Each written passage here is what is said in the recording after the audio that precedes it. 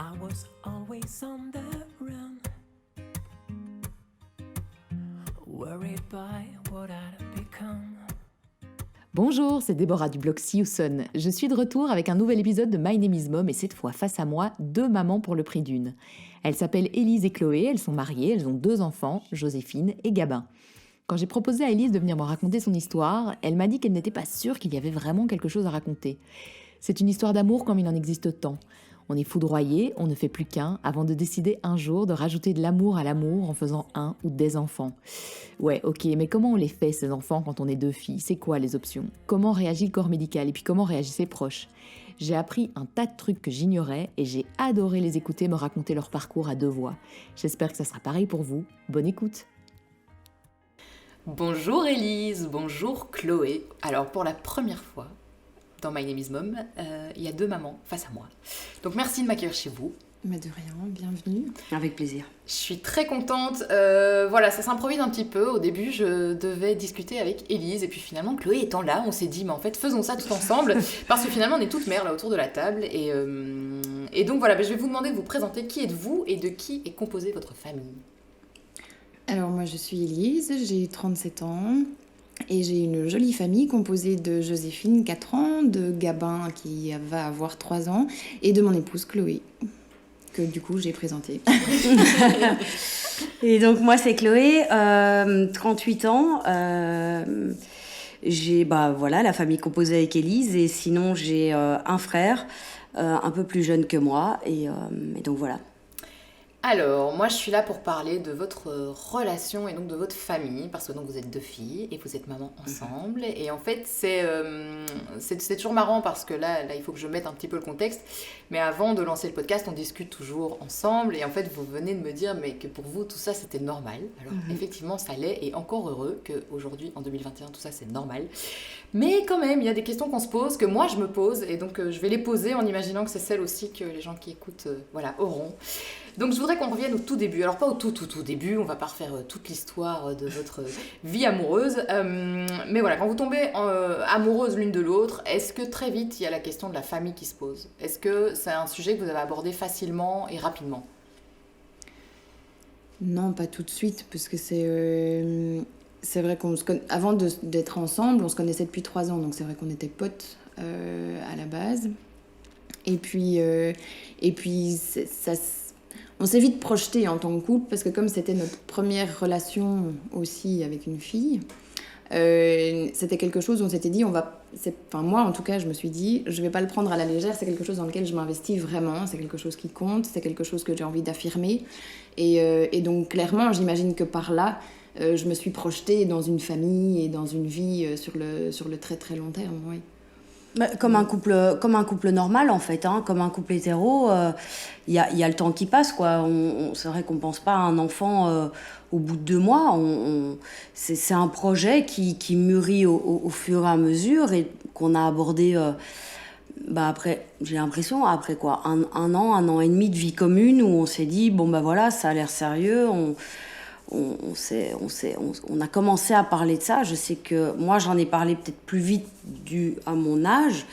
Je me souviens qu'on a commencé aussi à se dire, tiens, comment ça fonctionnerait avec... On se posait la question avec l'employeur, etc. Et où je sentais que là, moi, j'étais sans doute un peu plus en avant qu'elle. Et puis, au final, c'est un projet, je crois, une fois de plus, qui a mûri comme dans un couple hétéro. Voilà. C'est ça, mais comme dans un couple hétéro, ce qui est logique, effectivement, comme tu dis, le temps qui passe, et vraiment, quand tu sais que tu es dans une relation sérieuse, pourquoi pas aller encore plus loin et vraiment se lier l'un à l'autre. Mais pas comme dans un couple hétéro, parce qu'un couple hétéro peut simplement décider d'arrêter son contraceptif, passer sous la couette et lancer les festivités. C'est évidemment pas votre cas. Et donc, du coup, quand la discussion arrive sur la table, quand toi, Chloé, visiblement, parce que c'est toi qui as abordé le sujet en premier, tu en parles à Élise, vous dites quoi à ce moment-là ? Vous dites, ok, ouais, on y va, mais vous saviez par quoi commencer ? On en a parlé autour de nous parce qu'on avait une amie qui était sage-femme et qui était un petit peu dans le milieu et qui connaissait tous ces processus et toutes les longues, le long voyage qu'on allait devoir emprunter, et qui nous avait renseigné en nous disant oui, là-bas, vous savez, enfin, je vais le dire, c'est au Chirec, vous aurez, ça existe, c'est bien mis en place, les équipes sont chouettes et tout ça, donc c'était une piste qu'on avait, et puis de par ma famille, on avait déjà une voie qui s'était ouverte aussi, donc on s'est pas posé 36 000 questions, et comme les deux voies se réunissaient, donc ma cousine c'était pareil, on est parti au Chirec, on s'est pas posé de questions. Oui, ça a été plutôt simple. Ce Ouais. moment-là, en tout cas, a été plutôt Ouais. simple. Il n'y a pas eu de... Parce que j'imagine qu'on ne reçoit pas un catalogue. Enfin, c'est un peu comme pour la contraception, je suppose. On te fait une liste des contraceptifs qui existent, des options. On n'a puis pas tu fais ton cherché, choix. en fait. Ouais, c'est ça, t'as pas On dû n'a chercher. oui, et on n'a pas... Enfin, on a fait confiance, en fait, aux infos qu'on a eues, et on a, comme les deux infos qu'on a eues allaient dans le même sens, on s'est pas posé 36 000 questions, et on est parti dans cette direction-là. Il y a une autre option que la PMA, donc que vous avez fait, procréation médicalement assistée, c'est l'adoption. Est-ce que ça, on y pense ? Ou c'est un truc qui vient finalement comme un couple qui serait en PMA, un couple hétéro qui serait Ouais. en PMA et qui penserait après ? Est-ce que ça, ça. c'est un truc qui est venu sur le... Alors on aurait pu, en tant qu'homosexuel, on aurait pu clairement y penser avant, mais ça s'est pas fait parce que j'avais un besoin intrinsèque d'avoir un bébé dans mon ventre. Donc il fallait, pour moi, il fallait que je vive une grossesse, il fallait que je devienne maman par ce biais-là, en tout cas.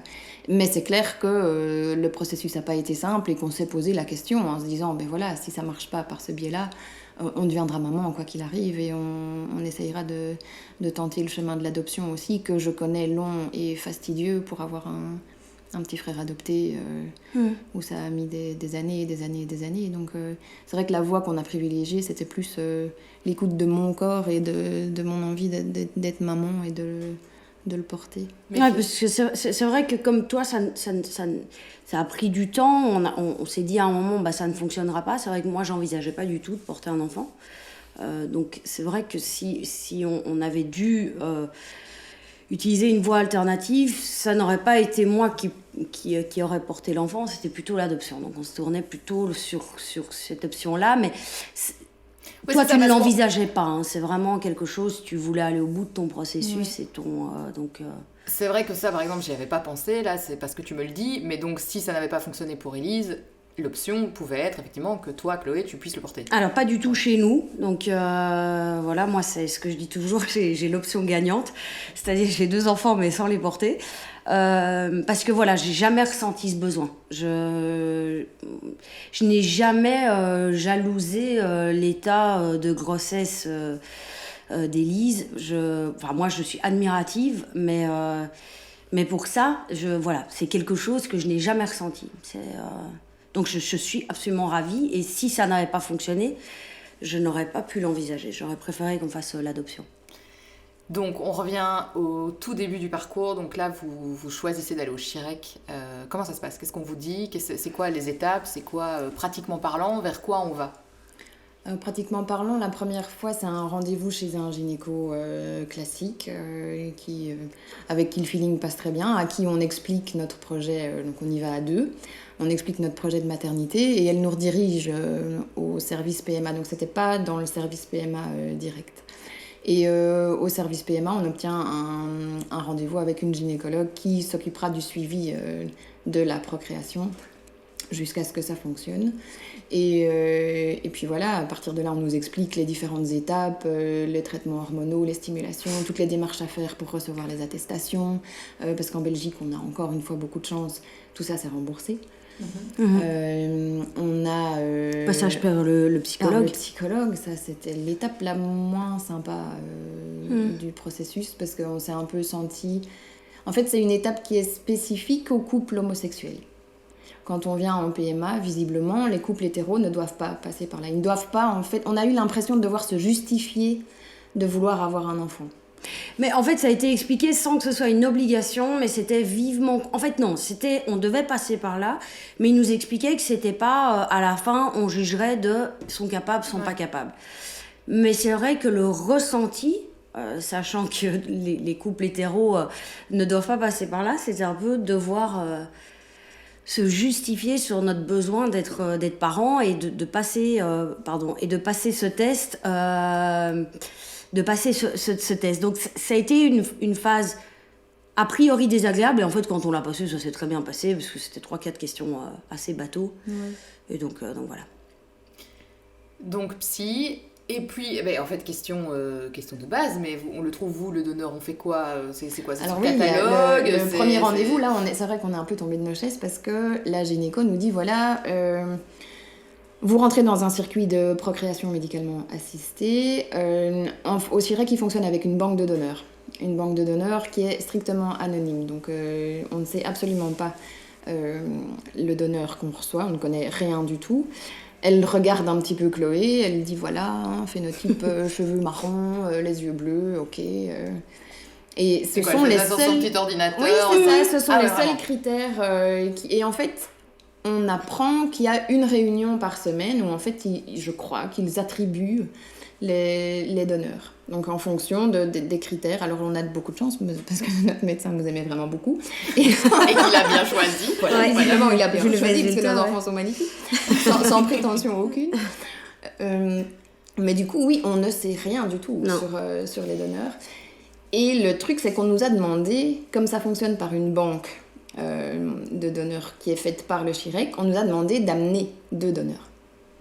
Et ça, c'est la question qui nous a un petit peu coincés parce que on avait à cette époque-là 2 jeunes frères, enfin un jeune frère chacune, qui n'avaient pas encore eu d'enfant, qui allaient se marier dans l'année Qui n'était pas dans ces démarches s'écoulait. d'enfant encore. Ouais. Et du coup, on se voyait pas leur demander Attends. de participer à... Il devait C'est un Je comprends système pas très bien. contributif. Donc Ouais. si on bénéficie d'un donneur, on D'accord, pouvait- parce que là j'ai quand même eu un moment d'absence, je me suis dit, ils vont se Non, demander non, que non, vos non, non. frères Non, non, non, interviennent non, dans votre non, grossesse. non, Attends, ok, d'accord, donc c'était un échange de bons procédés. En gros. Vous Exactement, avez droit à un donneur. c'est assurer la Ah ouais. pérennité Vous du avez système. droit quoi, à un voilà. donneur, vous devez nous en apporter 2. Ouais, c'est Sans étrange que ce quand même, soit quoi. vos donneurs, quoi. C'est ça. Et puis en fait, il s'avère que dans le processus, je suis pas passée par une PMA, mais je suis passée par une FIV. Parce que ça ne fonctionnait pas très bien. Et à partir du moment où on est en FIV, on ne doit plus amener ses donneurs. Donc on avait fait la démarche d'en trouver un, et on a pu le soulager en lui disant que... Ouais, parce qu'il a vraiment fait, quand il a dit oui, c'était vraiment pour Ouais. faire plaisir. Quoi. Ouais, c'est une démarche Mais particulière c'est- quand même. ouais, Hein. parce que- C'est... Ouais. Quand tu prends pas la décision en ton âme et conscience pour toi, parce que toi tu penses que c'est bien de contribuer et que quelqu'un vient te le demander, c'est plus... c'est pas le même délire, quoi. Non, c'est pas pareil. Mais et donc quand vous avez constaté, vous saviez que vous n'alliez pas pouvoir choisir le donneur, vu que tu me disais Non. Élise que non, vous n'avez pas dit ça comme info. Quand vous apprenez ça, ok, je vais pas pouvoir choisir mon donneur. Est-ce que vous vous posez la question de est-ce qu'on n'irait pas voir ailleurs? Peut-être qu'il y a d'autres endroits qui non. Non. Ça vous a pas gêné au point de vous dire tant pis on va voir ailleurs? Non. Non, on a Non, posé mais on a posé les questions de base, quoi. On s'est demandé s'il allait un peu ressembler à Élise, et une fois qu'on est rassuré là-dessus. Parce qu'ils répondent oui. a Oui, priori. ouais, voilà. Mais c'était à toi qui devait ressembler, parce que moi... Oui, mais je veux dire, on se retrouvait pas. Voilà, il y a 2-3 critères de base, et puis on a posé la question à partir du moment où on est rassuré sur ce point-là. En fait, ce qui est important pour nous à ce moment-là, je pense qu'on est un peu aveuglé par l'envie d'avoir un enfant, quoi qu'il arrive, en fait. Et puis la relation qu'on avait aussi avec la gynécologue, c'était tellement dans l'échange. Ouais. Elle connaissait nos vies, elle connaissait nos professions. Elle nous a vu débarquer la première fois, elle a cru qu'on était sœurs. Elle a dit, oh, donc vous êtes venue avec votre sœur? J'ai dit, ah ben non, c'est... Mais on a tellement échangé avec elle qu'à la fin, elle posait des questions business à Chloé, elle me posait des questions sur mon boulot. Enfin, c'était vraiment tout le temps. Et encore maintenant, je lui envoie parfois des photos de nos vacances en me disant Allez, tout ça, c'est grâce à vous. Et elle... Donc on était vraiment dans une relation hyper en confiance, en fait. Que jamais on a pensé, ça m'a même pas effleuré de me demander si on pouvait avoir d'autres possibilités au niveau des donneurs. Le fait que ça soit un donneur anonyme, c'est de toute façon ça. Parce que ça aussi, on peut avoir le choix. Hein. Ça peut être des semi-anonymes, ça peut être l'enfant peut contacter son donneur s'il en ressent le besoin quand il devient grand. Est-ce que de toute façon, vous, c'était d'office un donneur anonyme? Que vous en aviez parlé avant? Vous vouliez quoi par rapport à ça? Non, on n'avait pas discuté. Non, on n'avait pas discuté, Oui, mais c'est vrai qu'aujourd'hui, alors c'est très égoïste, mais on n'en ressent pas le besoin, et je pense que dans la manière dont on expliquera à nos enfants,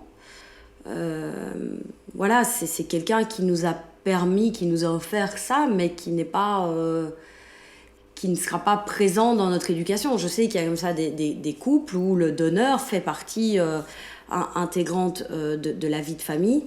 Ici, c'est pas comme ça que nous... Enfin, c'est pas notre schéma, c'est pas...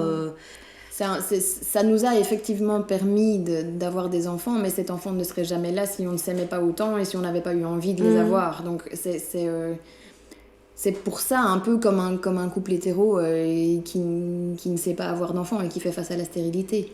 Je veux dire, le fait de pouvoir avoir un enfant au final, c'est juste grâce à l'amour de deux personnes, quoi. C'est de l'amour, en fait, c'est tout.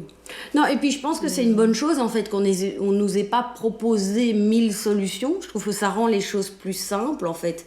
C'est au final, dans ce processus, c'est marrant parce quand toi tu nous poses des questions, on se dit, bah non, en fait, on n'avait pas pensé, mais parce que, je dis pas que le processus a été facile, loin de là, mais heureusement qu'on n'a pas eu toutes ces branches d'options, parce que je crois qu'on serait toujours occupé à se poser la question de par où est-ce qu'on va. Donc, Oui, et puis il y a cette question, tu veux bien faire, tu veux faire le mieux. Déjà, ils sont pas encore là, tu veux déjà le meilleur pour tes enfants. C'est ça, donc forcément, tu te projettes, et donc forcément, plein d'interrogations supplémentaires, quoi. Ouais.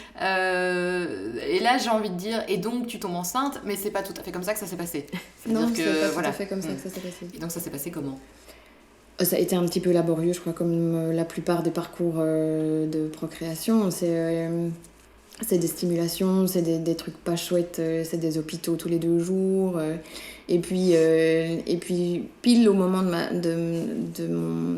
moment de faire la ponction de ma première stimulation, donc quand les ovaires arrivent à les ovules arrivent à maturation, on te les ponctionne. Et ce jour-là, cette semaine-là, la semaine-là critique où il faut aller tous les 2 jours faire une échographie vaginale pour savoir où ça en est, un truc hyper rassurant, hyper sympa, on tombe sur un gynécologue qu'on ne connaît pas. Parce que le gynécologue qui m'a suivie, avec laquelle on s'entend super bien, est justement en déplacement pour le moment. Et là, ça nous refroidit à mort parce qu'on se retrouve face à un mur, en fait. Le gynéco est absolument pas compréhensif, il calcule absolument pas Chloé qui était là pour tous les rendez-vous, qui en a pas raté un seul. À ce moment-là, j'avais juste eu une question sur le donneur, de savoir est-ce qu'on sait quand même s'il y a des antécédents médicaux, s'il y a des choses auxquelles on va devoir faire attention. Il nous a regardé droit dans les yeux, il a dit mais vous ne savez rien du tout, hein. Vous ne saurez rien. Et là, on avait été toutes les deux un peu mince, qu'est-ce qui se passe ici ? 3 jours plus tard, je devais venir faire la ponction. Et j'ai pas eu un protocole de suivi, j'ai rien eu du tout. Je suis arrivée le matin, je savais même pas qu'il fallait être à jeun. Heureusement, j'étais à jeun. Je savais même pas que ça allait être une anesthésie générale. Je savais rien du tout. J'étais couchée dans la salle d'opération. Le médecin est rentré, il ne m'a même pas dit bonjour. Et là, j'ai à mon avis fait un blocage psychologique parce que tous les embryons de cette ponction-là n'ont pas fonctionné. Donc j'ai fait ces traitements-là pendant plus d'1 an et c'était échec sur échec sur échec sur échec. Et donc et pourtant après c'est la bonne gyné qui a fait le transfert et tous ces petits moments magiques et tout ça c'était bien accompagné. Mais c'est vrai que cette ponction-là, c'est resté dans ma tête, quoi, ça n'allait pas. Et alors sur la deuxième stimulation qu'on a faite, ça c'était en janvier 2016 du coup. Et là, c'était avec la bonne gyné, et c'est parti tout seul d'un coup. La première. Tu penses que ça a joué dans votre parcours? Je crois que, ouais, vraiment. Psychologiquement, il y a dû se passer un truc, ou alors ils ont pas posé les bonnes questions, ou alors peut-être qu'ils n'ont pas mis le donneur qui était prévu, ou j'en sais rien. J'ai eu l'impression qu'il y a eu un manque de confiance à un moment, et que ça. Tu parlais d'un blocage, donc un blocage parce que vous étiez 2 filles, quoi. Tu as senti ça vraiment. Oui, il y a eu une absence totale de considération, en fait. Et toi, dans ces moments-là, tu le vis comment, Chloé ?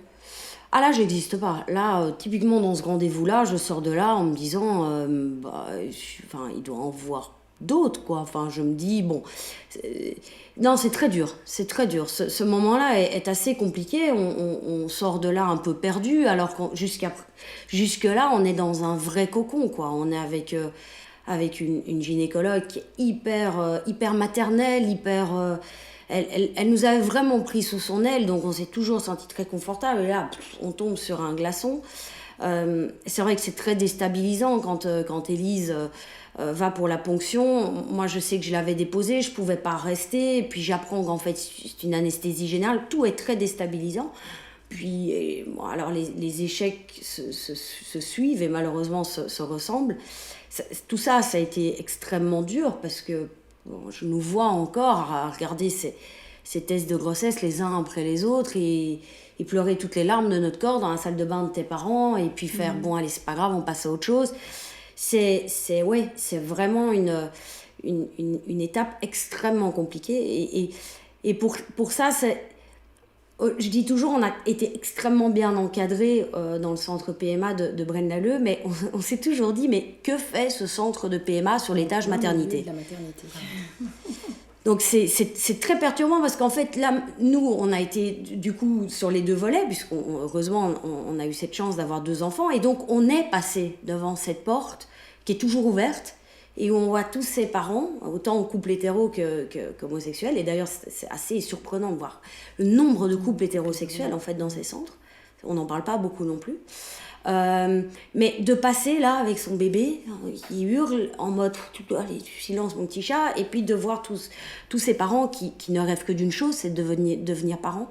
Moi je sais que ça a été très compliqué mais oui, cette phase-là a été compliquée. Et ce qui est fou, c'est que voilà, pour celles qui écoutent, elles ont peut-être écouté le podcast que j'ai fait avec Émilie, donc qui a aussi un parcours de PMA compliqué, et qui dit la même chose. Elle a été heurtée de se retrouver à cet étage-là, et je sais que pendant le podcast, moi je lui dis qu'un jour j'ai fait une fausse couche, et pareil, on m'a envoyé à l'étage où en fait, t'as les bébés qui pleurent à côté. Et donc à un moment, on est quand même 3, on ne s'est pas concerté. Ils l'ont séparé est-il maintenant, possible voilà, est-il possible qu'on fasse quelque chose? Ils ont fait un bâtiment complètement à part.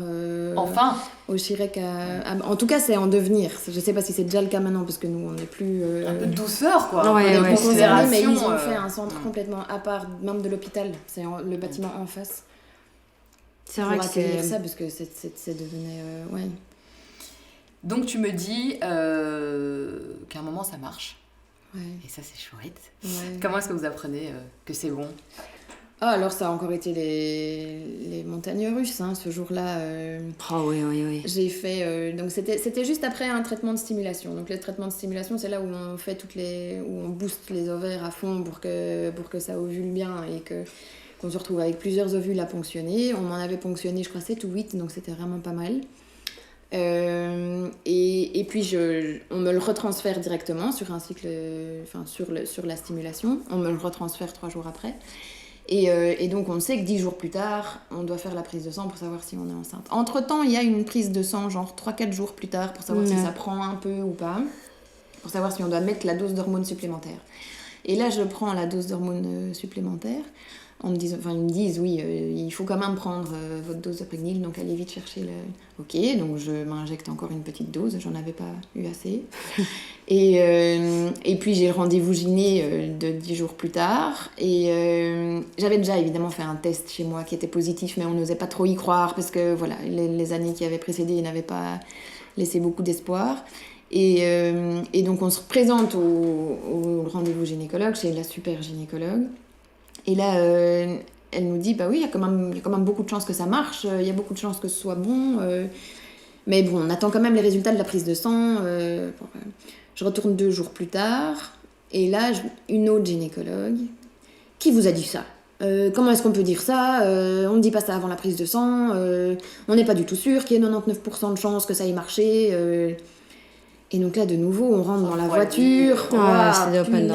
C'est quoi cette histoire ici? On va pas s'en sortir. Et 2 heures plus tard, elle rappelle en disant « Vous êtes bien enceinte hein. ». Et donc là, sur les mêmes journées, c'était l'effondrement total depuis la bonne nouvelle.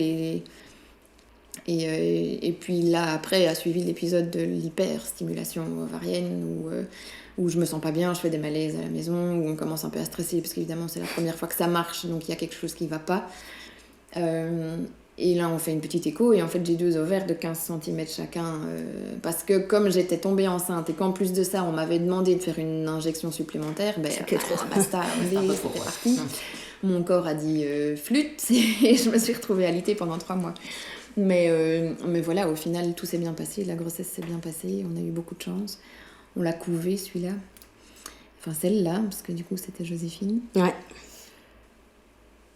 Tu me racontes ta version. Alors, la version Chloé, c'est quoi? Donc là, tu es enceinte, donc toi, tu vis Ouais. les choses. Elle est dans ton ventre, elle est, voilà, elle est là, elle est en toi, tu le sais. Comment tu trouves ta place, toi, à côté d'Élise? Moi, l'enfer sur Terre. Cette grossesse m'a paru interminable. Non, mais parce qu'en fait, c'est dur parce qu'Élise sent des choses dans son corps que moi, je sens pas. Et comme elle le dit très bien, on a mis beaucoup de temps. Et je me souviens, je crois que j'ai jamais dit autant le mot doucement, attention, doucement, attention. Elle pouvait plus monter sur un tabouret. Je me souviens d'un épisode où je l'ai engueulée parce qu'elle était montée sur un tabouret à la pharmacie et je lui avais dit mais si c'est comme ça tu vas plus travailler. Enfin, c'était, alors ça fait partie de moi. J'aime contrôler les choses et là je suis hors contrôle et c'est un des moments les plus importants de ma vie. Donc c'est très compliqué. C'est une grossesse vraiment. Je voyais les mois, ça n'avançait pas. Ouais, jusqu'à la délivrance. Oui, C'était, et là, dans ce cas-là, le mot, on porte bien. Ouais, c'est vraiment le jour ça. J, c'est vraiment la délivrance. c'est vraiment ça. Joséphine Ney, est-ce que l'accouchement s'est bien passé? L'accouchement s'est super bien passé. Moi, je re-signais pour réaccoucher tout de suite. J'ai adoré mon accouchement. Mais Joséphine a fait une détresse respiratoire. Donc, elle a été en néonate pendant 5 jours. Rien de bien grave. Et moi, en tant que maman, je sais pas, instinctivement, je savais que ça se passerait bien et que ça irait bien. J'ai pas vu tout ce que Chloé a vécu après l'accouchement. C'est beaucoup plus paniquant pour elle que pour moi.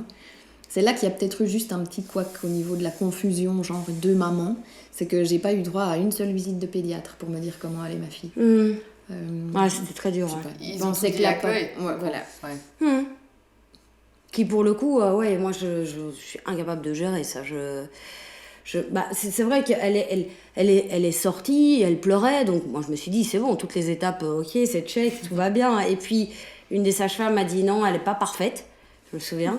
Elle n'est pas parfaite. Elle n'est pas parfaite, donc elle Mais visiblement, Non, c'était pas à prendre mal parce que c'était vraiment hyper mignon. Cette sage-femme a fait ouais, elle son a job été incroyable. pendant tout mon accouchement. Et elle l'a embarqué en disant Et vous elle pouvez l'a me vraiment suivre dit, quoi. il y a un petit truc qui va pas, moi je veux être sûre quoi. Et c'était donc, vraiment pas, ouais. Donc à la base, il voulait juste l'aspirer en se disant bah voilà, elle a avalé du liquide. Donc, et donc moi je suis naïvement en fait.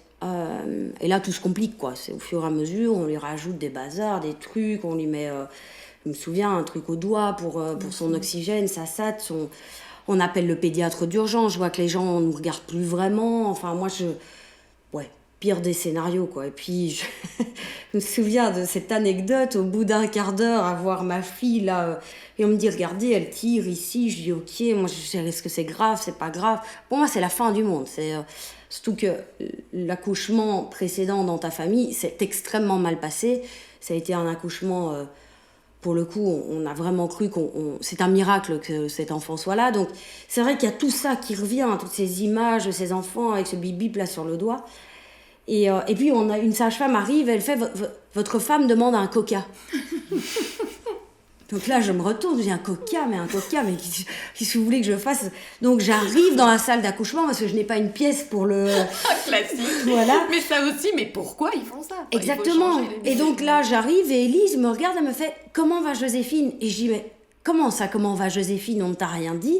Donc là je m'effondre, je me souviens, ça va pas du tout, c'est l'horreur. C'est moi, pour ça, incapable de le gérer. J'avais toujours pas mon coca.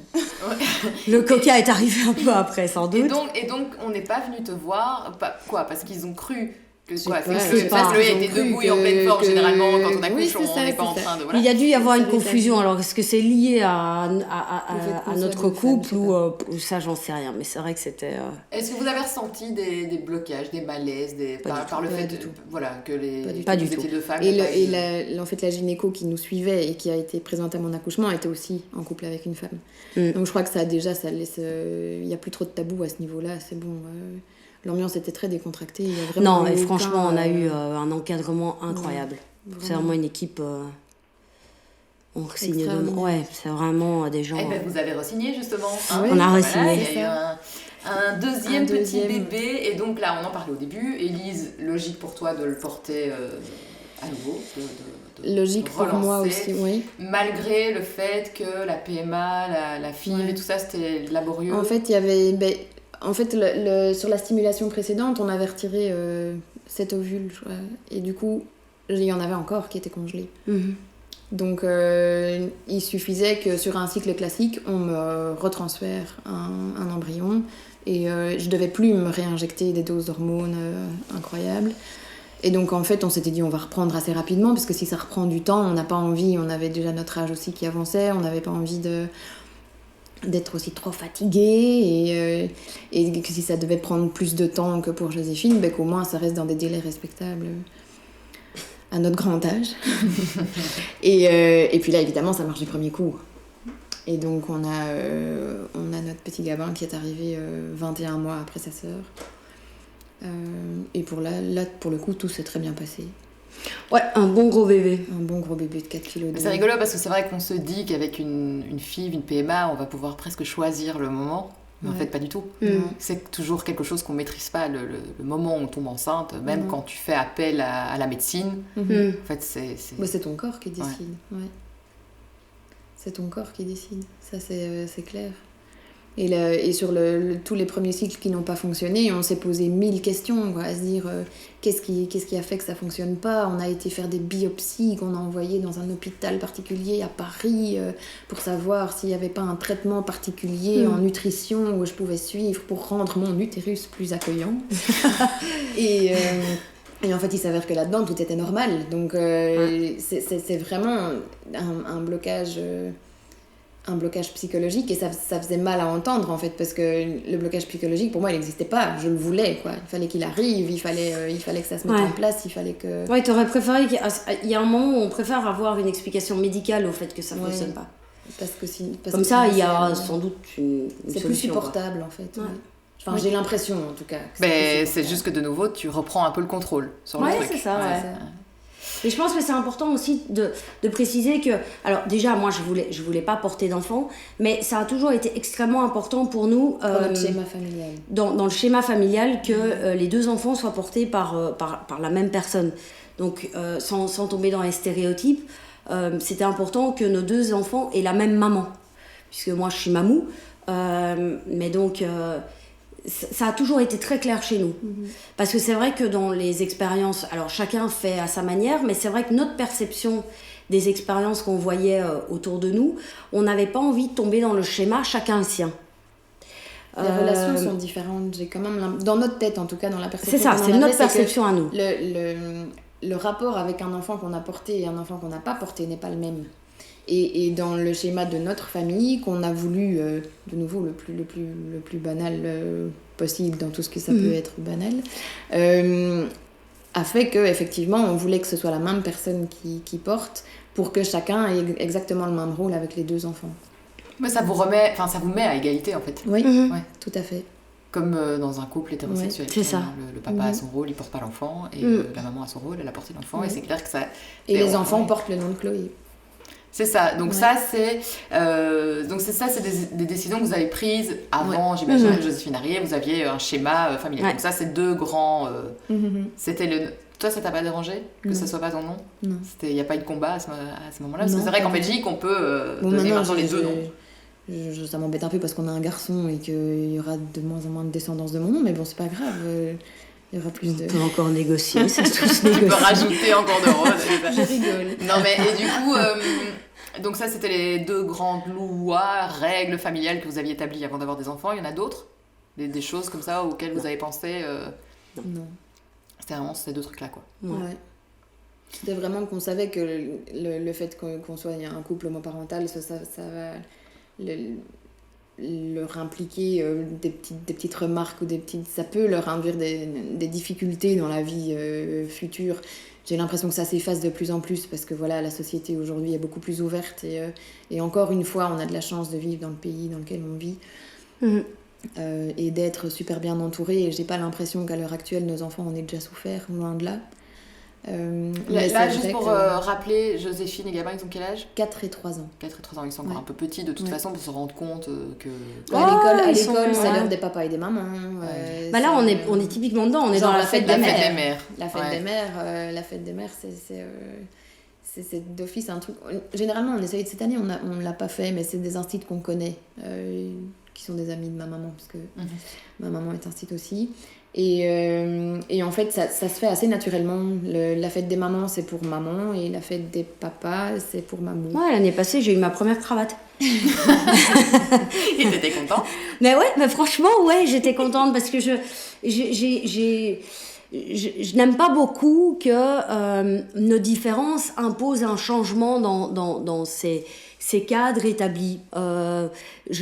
C'est moi qui suis différente et donc ça ne me dérange absolument pas. J'étais limite émue de recevoir ma première cravate qui n'avait... Bon, voilà. Mais ça me... Je n'aime pas qu'on adapte les choses à notre différence. Ce n'est pas nécessaire. C'est pas nécessaire qu'on fasse... Je ne veux pas que la professeure de Joséphine se sente obligée de faire un autre compliment pour Mamou qui rime en OU et pas en A. Donc c'est...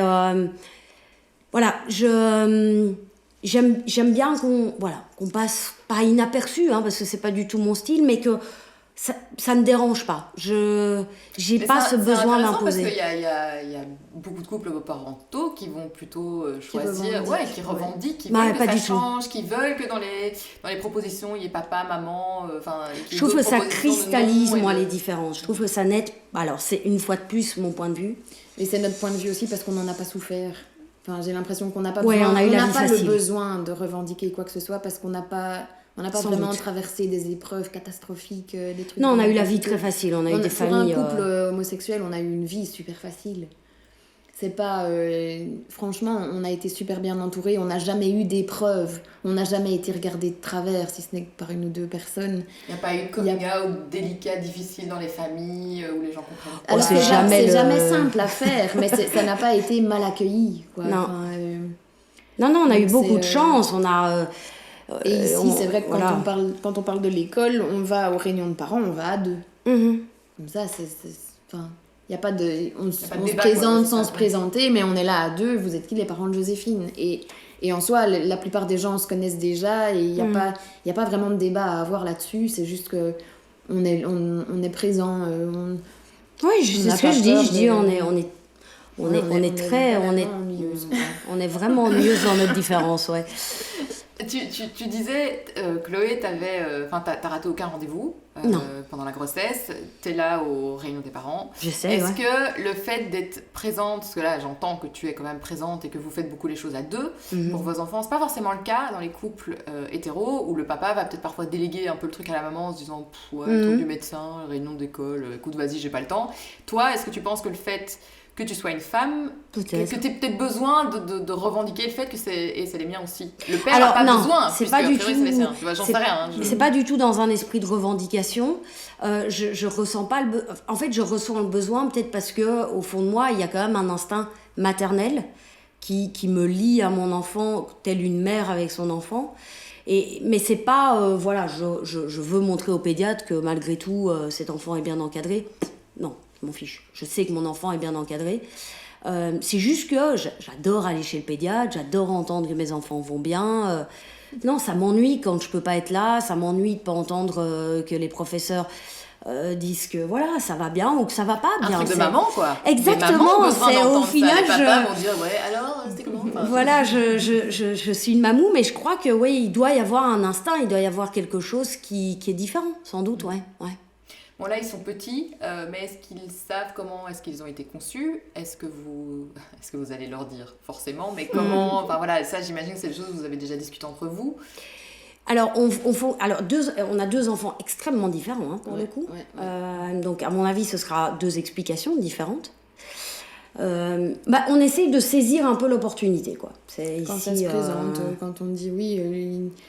Enfin, moi j'ai 2 mamous, moi j'ai 2 mamans. Oui, Jojo, t'as 2 mamans. Mais il y en a qui ont 2 papas, y en a... Et c'est vrai qu'on essaye de leur répondre avec les mots qu'eux utilisent au moment où on en discute. Quoi. Mais c'est vrai que on vise la simplicité, quoi. Oui, l'autre jour, on a eu un exemple, Élise n'était pas là, elle mange une pomme et elle m'explique qu'en fait, la petite graine dans la pomme, bah, c'est le bébé de la pomme. Je dis, bah oui, bah, tu vois, c'est comme toi, il y a un monsieur qui nous a donné la petite graine et qui a fait que tu étais là. Et le monsieur, en fait, on ne le connaît pas et toi, tu es là et tu as 2 mamans. Et elle me regarde, elle fait, ah ouais, ok. Et elle passe à autre chose, en fait. Je pense que, voilà, une fois de plus, en n'en faisant pas un problème, en expliquant les choses avec leurs mots, je crois que ça, c'est vraiment important. Et à chaque niveau, on aura des questions différentes. Et finalement, en tant qu'hétéro, c'est pas plus simple d'expliquer comment on fait. Je pense pas. Je pense pas.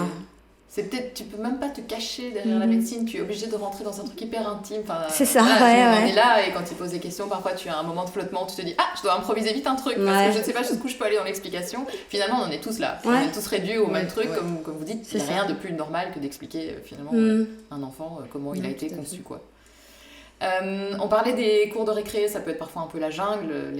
Souvent, les gens qui regardent de travers, c'est ceux qui savent pas, qui connaissent pas et qui donc jugent. Est-ce que ça, on y pense avant de faire des enfants quand on est 2 femmes? On se dit, ça risque parfois d'être un peu compliqué et qu'il va probablement tomber sur des cons. Comment est-ce qu'on gère ça? Moi, je me souviens d'une petite crise d'angoisse que j'ai fait au moment où traverser le passage piéton pour l'amener à son premier jour d'école. Je me suis dit, mon Dieu, faites qu'elle ne souffre pas du fait d'avoir 2 mamans, parce que je m'en voudrais tellement que ça puisse la blesser un jour, quoi. On essaye de rendre nos enfants les plus joyeux possibles, on essaye de faire en sorte qu'ils rayonnent et qu'ils partagent et qu'ils soient hyper altruistes et qu'ils participent à plein de choses. J'ai l'impression que leur sympathie amène la sympathie et qu'on espère un peu les protéger de par ce biais-là aussi. Mais c'est vrai que leur répondre comme tu disais, que tous les parents sont différents. Oui, certains, là on disait un papa, une maman, c'est ça. 2 mamans, parfois juste une maman, parfois juste un papa, c'est ça aussi, quoi. Oui, ce qui est sans doute beaucoup plus triste, en fait. Recomposer. Il y a des histoires beaucoup plus tristes que la nôtre, quoi. Nous, en soi, c'est une histoire super joyeuse. Donc, non, et puis je crois que c'est vrai que nous, ce qui aide beaucoup, c'est qu'on est dans une école, enfin les enfants sont dans une école où on n'a pas ce côté, on doit expliquer à la rentrée qui on est 2 mamans, c'est vrai que c'est jamais... Cette phase de se dévoiler sur cette partie-là est jamais une partie facile.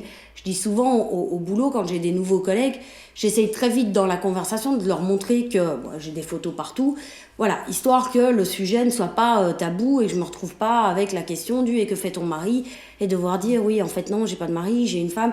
Voilà, donc ici, cette étape-là, à l'école, on l'a pas, parce qu'en fait, c'est tous des gens qui nous connaissent, on est dans une ville où c'est Mimi président, hein, ta maman, tout le monde connaît ta maman, donc tout le monde connaît ton histoire à toi. On n'a pas ce côté, arrivé à la première, le papa ne vient pas, non en fait c'est pas le papa, mais à part ça, on a encore des documents d'inscription où on doit barrer, où on doit faire, c'est pas papa, c'est... Pourtant maman travaille au secrétariat maintenant. Maintenant elle le barre, maintenant elle le barre avant nous, mais donc on a cette chance. Je crois que vraiment, c'est pour le coup... On en a beaucoup de la chance. Oui. Et qu'est-ce que vous diriez aux gens qui comprennent pas et qui continuent, qui n'écouteront probablement pas ce podcast, mais on ne sait jamais, sur un malentendu, qui se diraient, quand même, 2 mamans, c'est pas bien pour l'enfant. Parce qu'il y en a encore qui pensent ce genre de choses. Qui viennent voir comme nos enfants sont malheureux comme la pierre.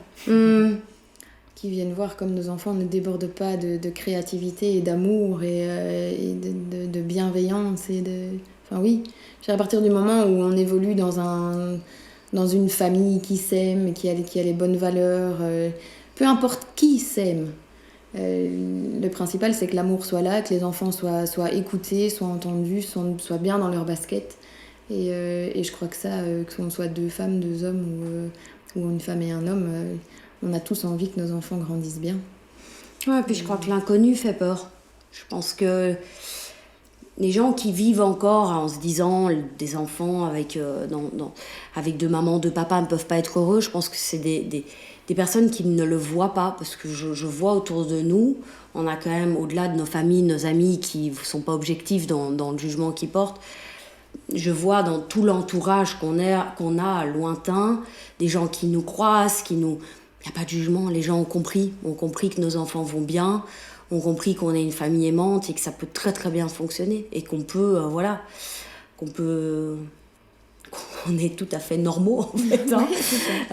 Non mais je crois que c'est... Ouais. Quand t'es confronté, tu sais quoi. C'est peut-être les gens, effectivement, comme tu dis, qui ont peur, qui voient pas quoi, qui savent pas. Et puis oui, on est toutes les deux épanouies dans notre choix et je pense que ça c'est... ça se ressent sur nos enfants, ils sentent que tout va bien. Donc il n'y a pas de raison que ça n'aille pas pour eux. J'aime bien finir ce podcast avec un petit conseil. Alors moi, j'aime pas donner des conseils, j'aime pas donner des leçons parce qu'on est toutes différentes, mais quand même, pour ceux qui traverseraient les questionnements, qui sont deux femmes, qui sont deux hommes, on ne sait jamais, qui m'écoutent aussi, quel conseil vous donneriez à deux nanas qui veulent se lancer, qui veulent faire un enfant à deux? D'y croire et de se battre, peu importe la parentalité, quoi. Si c'est par effectivement un parcours de PMA ou par une adoption, je crois que à partir du moment où le désir de devenir parent est là et que vous avez assez d'amour à partager, allez-y, continuez, foncez. Ouais. Vous avez raison d'y croire, quoi. C'est tellement beau. Ouais, je crois que c'est s'écouter. C'est vraiment s'écouter si le besoin est là. Je crois qu'une personne frustrée est une personne triste, une personne... Voilà, je pense que si dans un couple, ce besoin est là, ça s'éteint pas. Je pense que ça rend les gens malheureux et ça rend l'entourage malheureux. Donc c'est vraiment bénéfique pour personne. Je pense que c'est... Et des solutions, il y en a. Pour devenir parent, des solutions, il y en a. Puis appelez-nous, quoi. Elles sont pas forcément... On les convaincra. Voilà. C'est pas forcément simple tout le temps, mais c'est clair que des solutions, il y en aura toujours. Ouais, et puis quand tu dis, Chloé, écoutez-vous, il y a aussi, comme vous venez de me l'expliquer, vous avez le droit de fixer vos règles, comme n'importe quel parent a le droit de fixer ses propres règles, son fonctionnement. Si, comme dans votre couple, il y a une seule personne qui veut porter l'enfant, c'est ok. Si, en fait, dans un couple à côté, il y en a une qui veut chacun porter un enfant, c'est ok aussi. Et c'est ça qui est important. C'est vraiment important de s'écouter, je crois. Il n'y a pas de schéma de famille valide et non valide, quoi. À partir du moment où on s'aime, quoi. C'est le principal, et c'est ça qui doit... Ouais, et où on a l'envie de bien faire pour son enfant, parce qu'on ne fait pas toujours bien, mais on a l'envie de bien faire, donc tout va bien. Tout va bien. Merci les filles, je suis ravie de vous avoir entendu sur ce sujet-là, dont finalement je ne connaissais pas grand-chose, et donc je suis contente d'avoir eu les réponses à mes questions. Merci beaucoup de m'avoir accueillie chez vous. Avec grand plaisir. Avec plaisir, Déborah. My Name is Mom avait pris une petite pause parce que je n'ai encore que 2 bras et qu'un seul cerveau. Je vous le répète souvent sur le blog et sur les réseaux sociaux, mais dans la vie, il faut faire de son mieux, mais surtout ce qu'on peut. Pendant la pause du podcast, j'ai pris le temps de vous concocter un guide des 100 activités à faire en famille en Belgique, un PDF de 40 pages vendu sur le blog. Je vous mets le lien dans la description de cet épisode si vous souhaitez l'acheter. My Name is Mom est cependant toujours bel et bien vivant. Pour soutenir le podcast, partagez les épisodes que vous aimez, notez-le sur les plateformes d'écoute, likez ma page YouTube, bref, faites-le vivre. J'attends vos retours sur cet épisode, rejoignez-moi sur mon compte perso @seeyouson sur Instagram et Facebook ou sur le compte mynameismom.lepodcast uniquement dédié au podcast.